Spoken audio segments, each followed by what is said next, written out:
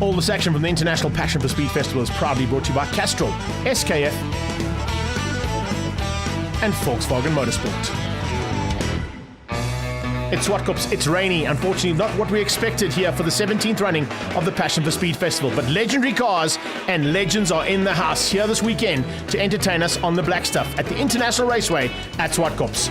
A couple of little modifications being done quickly for the Little Giants. The first race was all wet, it's all dry for the second one as they head down towards turn one now. Robin Kruger getting the drop and going around the outside looking for a chance to get away from this field as quickly as possible. Watch out for Dion Valentine, Chris O'Neill, Vainon Duplessis Jr. and Josh Dovey. They're in some beautiful cars there. We've got a mix of cars, all from 1970s to 1958 cars, really on display here for the crowd.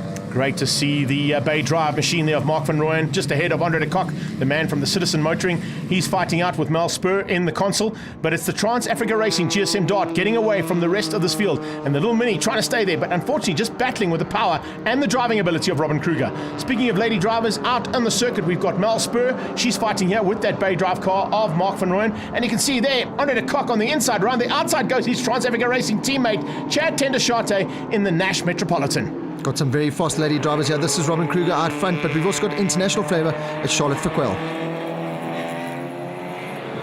We're today racing a MGB from 64. It's a great car. It has participated in the Le Mans series last in 2010, I guess.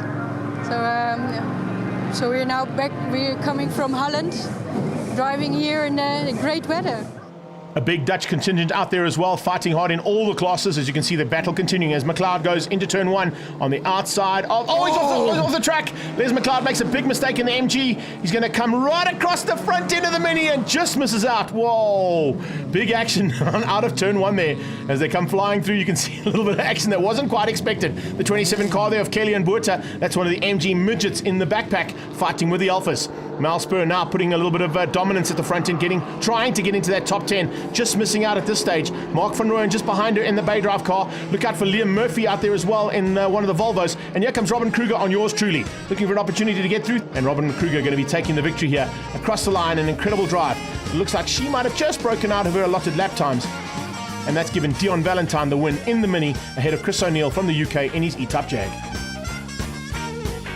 Let's catch up with Liam Murphy all the way from Ireland. I haven't raced since 2012, so I'm a bit rusty, but coming back, it's a bit. My brain's like like an old computer. It takes longer to buffer up. But I want to take my hat off to Tom Camphor Motors and Volvo.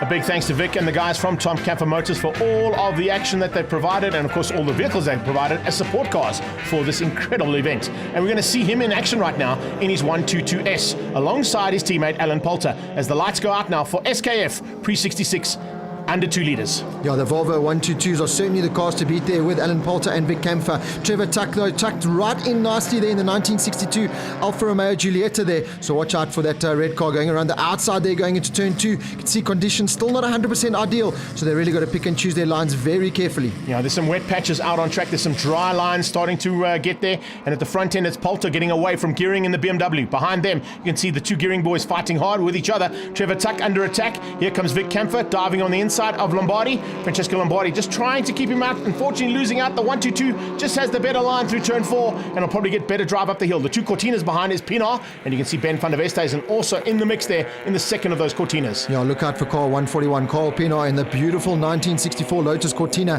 that really has been a fan favorite here in the pits. And as all the cars come steaming through, you could see at the top of the hill here, you could see turn 5 is still very wet, so you're going to have to be very ginger going through there. That's car 227. That is Franco Lombardi in the 1966 BMW. Oh, a car spins out. That's 32. That's Mark Miller spinning out also in the Alfa Romeo there. As we come now down to the final corner, it is 125. Alan Poulter just holding off Trevor Tuck, who uses all the track and more. Yeah, a little bit extra track there from Trevor Tuck.